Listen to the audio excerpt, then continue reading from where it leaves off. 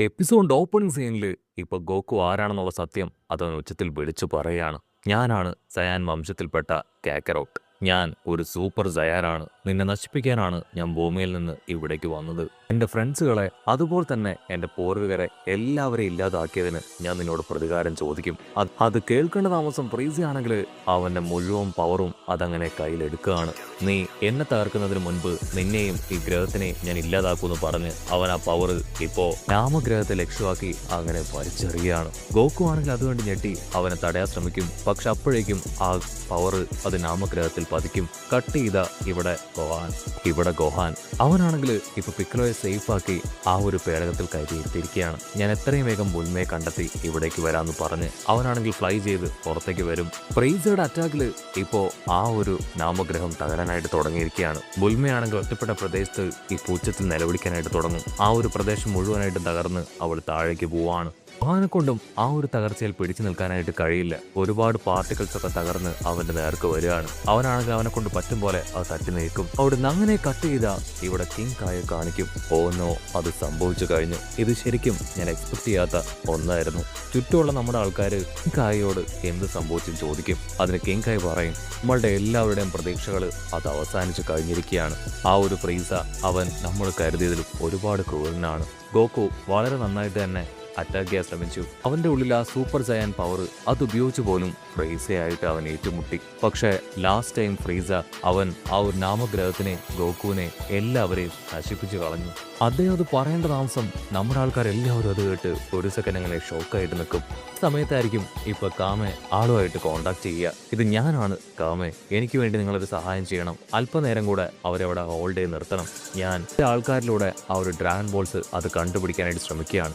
അത് കിട്ടിക്കഴിഞ്ഞാൽ എത്രയും വേഗം ഇവരെ എല്ലാവരെയും തിരികെ പിടിക്കാൻ കഴിയുമെന്നാണ് ഞാൻ വിശ്വസിക്കുന്നത്. കിങ് കായ്ക്കാണെങ്കിൽ കേട്ട് ഭയങ്കര അത്ഭുതം. കാമേ, നിങ്ങളെങ്ങനെ ഇപ്പൊ ജീവനോട് കൂടി ഇരിക്കുന്നു? അതിനർത്ഥം പിക്ലോയും മരിച്ചിട്ടില്ല എന്നല്ലേ? നിങ്ങൾ രണ്ടുപേരും ഈ ശരീരത്തിൽ നിന്നുള്ളവരല്ലേ? അതിന് കാമേ പറയും, അതെ, ആ കാര്യം എല്ലാവർക്കും അറിയാമല്ലോ. കിങ് കായ്ക്കാണെങ്കിൽ ഭയങ്കര കൺഫ്യൂഷൻ. അപ്പൊ കട്ട് ചെയ്ത ഇവിടെ നാമഗ്രഹം കാണിക്കും. ഇത് ഏതോ ഒരു ഭാഗത്ത് നമ്മുടെ നാമി, അവളാണെങ്കിൽ ഇത് ഏതോ ഒരു ഭാഗത്ത് നമ്മുടെ ബുൽമ, അവളാണെങ്കിൽ അങ്ങനെ ജീവന് വേണ്ടി പൊരുതിക്കൊണ്ടിരിക്കുകയാണ്. അവിടെ അങ്ങനെ ബ്ലാക്ക് ഔട്ട് ചെയ്ത ഇവിടെ ഗോഹാനെ കാണിക്കും. ഗോഹാനും യാതൊരു കുഴപ്പമില്ല, അവൻ ബുൽമയെ ലക്ഷ്യമാക്കി പോയിക്കൊണ്ടിരിക്കുകയാണ്. ബുൽമയാണെങ്കിൽ ഒരു വിധത്തിൽ ആ മലയുടെ മുകളിൽ നിന്ന് മുകളിലേക്ക് കയറി വരും. മറ്റൊരു ഭാഗത്ത് ഗോക്കു, അവനാണെങ്കിൽ യാതൊന്നും സംഭവിച്ചിട്ടില്ല. അവൻ ഫ്രീസിയോട് പറയും, നിനക്ക് പൂർണ്ണമായിട്ടും ഈ നാമഗ്രഹം അത് നശിപ്പിക്കാനായിട്ട് കഴിഞ്ഞിട്ടില്ല. ഇപ്പോഴും എനിക്ക് യാതൊരു കുഴപ്പമില്ല. ഞാൻ നിന്നെ വെല്ലുവിളിക്കുകയാണ്. നിനക്ക് ധൈര്യം ഉണ്ടെങ്കിൽ എന്നെ തോൽപ്പിക്ക്. ഫ്രീസയ്ക്കാണെങ്കിൽ അവന്റെ ദേഷ്യം 10 മടങ്ങാവും. നിനക്കത്ര ധൈര്യം ഉണ്ടെങ്കിൽ എന്നെ ഇപ്രകാരം ടോക്ക് ചെയ്യും. ഇതെന്റെ ദേഷ്യത്തിന്റെ ഉച്ചത്തിൽ നിന്നാണ് ഞാനിപ്പോ നിന്നോട് ബിഹേവ് ചെയ്യുന്നത്. ഉറപ്പായാലും അടുത്ത എന്റെ അറ്റാക്കിൽ പൂർണ്ണമായിട്ടും ഞാൻ നിന്നെ ഇല്ലാതാക്കും. കട്ട് ചെയ്ത ഇവിടെ നമ്മുടെ കിങ് കായ് ആളാണെങ്കിൽ ഞെട്ടലോടുകൂടെ ഇപ്പൊ അവരോട് പറയും, ഓ നോ, എനിക്ക് വലിയൊരു തെറ്റുപറ്റി. ഗോക്കുവും ഗോഹാനും ബുൽമയും പോയും അവരെല്ലാവരും സേഫായി ജീവനോടുകൂടെ ആ നാമഗ്രഹത്തിൽ തന്നെ ഉണ്ട്. നാമഗ്രഹം ഇപ്പോഴും പൂർണ്ണമായിട്ടും നശിപ്പിക്കപ്പെട്ടിട്ടില്ല. ഇത് കേട്ട് നമ്മുടെ ആൾക്കാർക്കാണെങ്കിൽ വീണ്ടും പ്രതീക്ഷയും സന്തോഷവും കൈവരുകയാണ്. അവർ ഹാപ്പി ആയിട്ട് തുള്ളിച്ചാടും.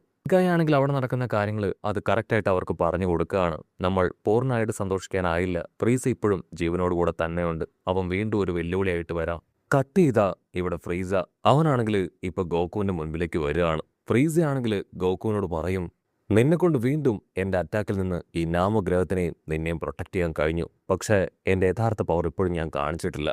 എന്റെ പവർ ഉപയോഗിച്ച് ഞാൻ ഈ നാമഗ്രഹം മുഴുവനായിട്ടും തകർക്കാൻ പോവാണ്.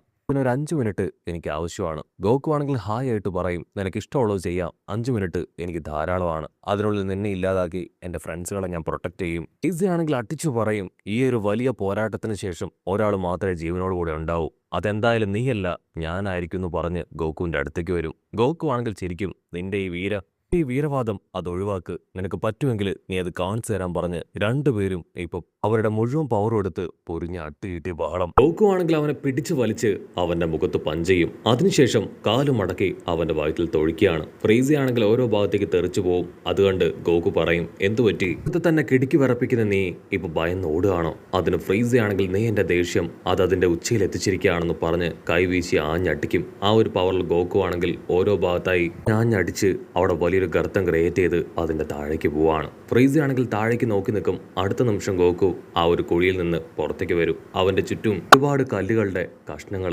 ഫ്രീസി ആണെങ്കിൽ ഗോക്കുവിനോട് പറയും, ഞാൻ ഇപ്പോഴും എൻ്റെ 100% പവറിലേക്ക് എത്തിയിട്ടില്ല. വെറും 70% പവർ മാത്രം ഉപയോഗിച്ചാണ് നിന്നെ അറ്റാക്ക് ചെയ്തത്.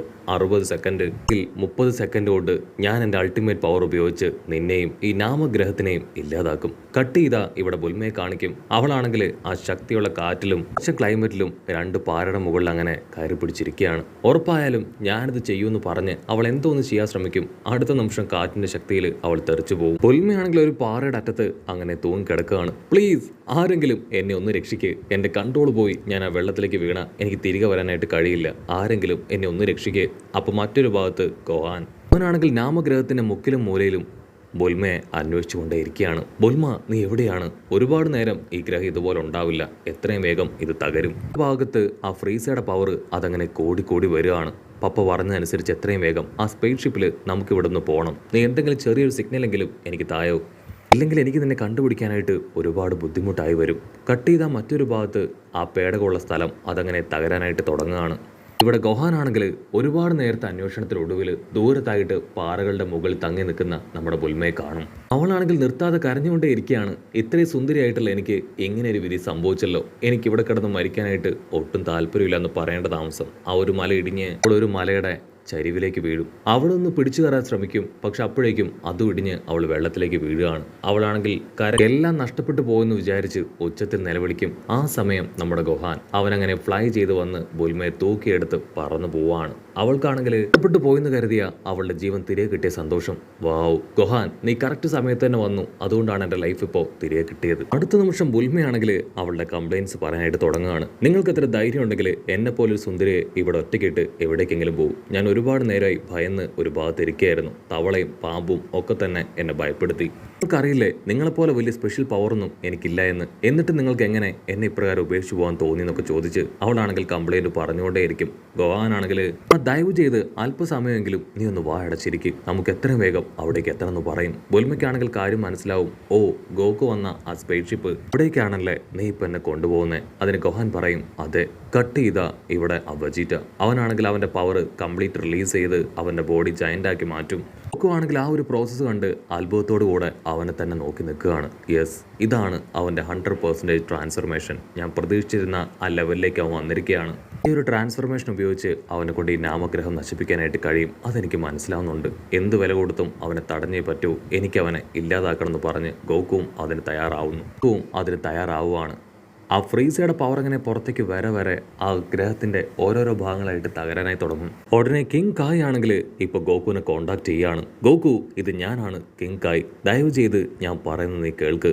അതിന് ഗോകു ആണെങ്കിൽ നിങ്ങൾ പറയുന്നത് എനിക്ക് കേൾക്കാമെന്ന് പറയും. കിങ് കായ് റിക്വസ്റ്റ് ചെയ്യും. ഫ്രീസ അവന്റെ പവർ കൂട്ടി കൊണ്ടുവരികയാണ്. എങ്ങനെ പോയാൽ വലിയ അപകടമാണ്. ആ നാമഗ്രഹത്തിനും നിന്റെ ജീവനും അത് ആപത്തായി മാറും. ഇത് പറ്റിയ അവസരമാണ്. ഈ സമയത്ത് അവൻ അറ്റാക്ക് ചെയ്യുകയാണെങ്കിൽ ഉറപ്പായിട്ടും നിനക്ക് അവനെ തോൽപ്പിക്കാൻ പറ്റും. അതിന് ഗോകു ആണെങ്കിൽ തീർത്തു പറയും, ഇപ്പോഴല്ല, അവൻ്റെ പവർ 100% എത്തിക്കണം. അപ്പം മാത്രമായിരിക്കും ഞാൻ അവനുമായിട്ട് ഏറ്റുമുട്ടുക.